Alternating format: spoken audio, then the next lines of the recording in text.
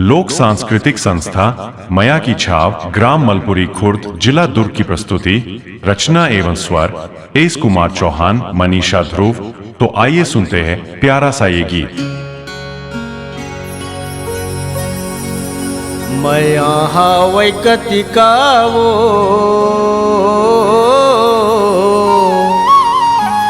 चीरी के करे जाया न देखिले, चीरी के करे जाया न देखिले। मया हावै कतिकागा चीरी के करे जा आन देखिले, चीरी के करे जा आन देखिले।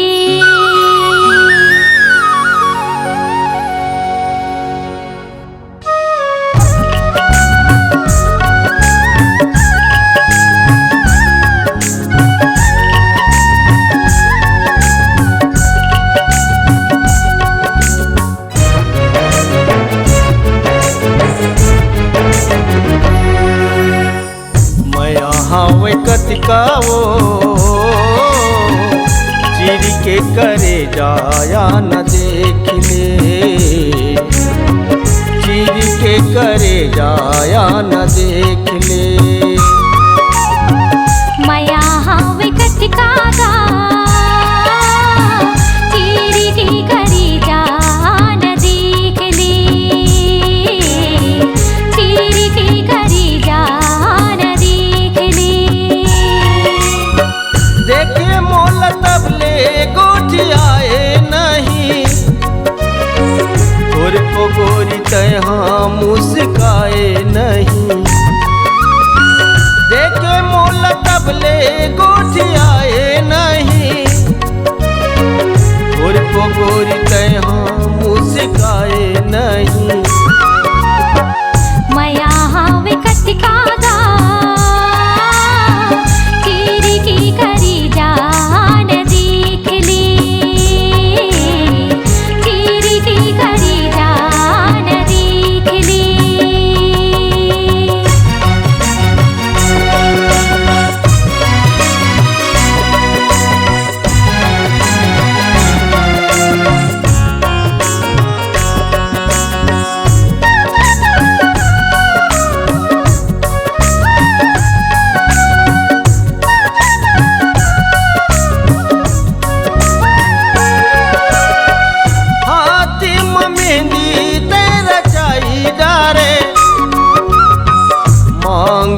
सिंदूरी तै सजाई डारे, हाथी मेहंदी तै रचाई डारे। मांगी सिंदूरी तै सजाई डारे, धोखा दिए मोलावो मया नहीं तो जाने तै गरीब के,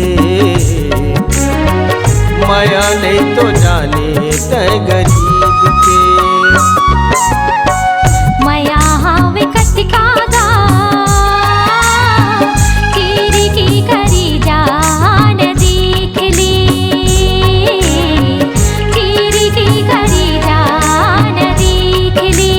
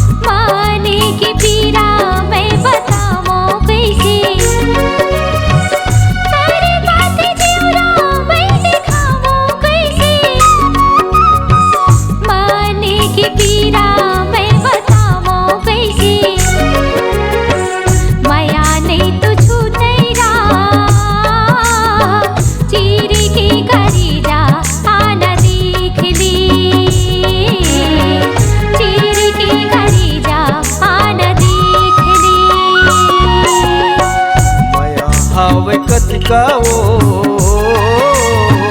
चीर के करे जाया न देख ले, चीर के करे जाया न देख ले।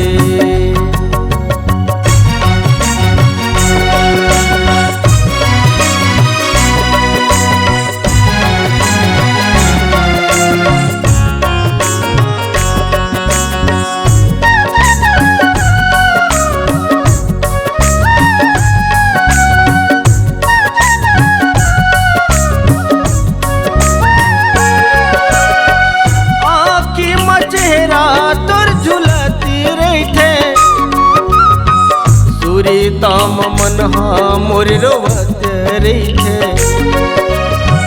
आकी मचेहरा तोर झुलती रही सूरी ताम मन मोर रोवत रही। धोखा दिए मोला वो कहे खेल हर ये नसीब के, कहे खेल हर ये नसीब के। मया हावे कटिकागा चीरी की करी जान देख ले, चीरी की करी जान देख ले। देखे मोल तबले गोठियाए नहीं और को गोरी तहाँ मुस्काए नहीं। देखे मोल तबले गोठियाए नहीं और को गोरी तहाँ मुस्काए नहीं। मया हावे कटिकागा चीरी की करी जान देख ले, चीरी की करी जान देख ले। चीरी के करे जाया न देख ले, चीरी की करी जान देख ले। चीरी के करे जाया न देख ले। हमारे YouTube चैनल स्वर पाटन गाना को सब्सक्राइब करें और बेल आइकन को प्रेस जरूर कर लेवे, जिससे हमारे आने वाले नए वीडियो का नोटिफिकेशन आप तक सबसे पहले पहुंच सके। मल्टी ट्रैक डिजिटल रिकॉर्डिंग के लिए स्वर Patan studio and music production, Kurmi भवन के पास, खर्रा पाटन, जिला दुर्ग, छत्तीसगढ़।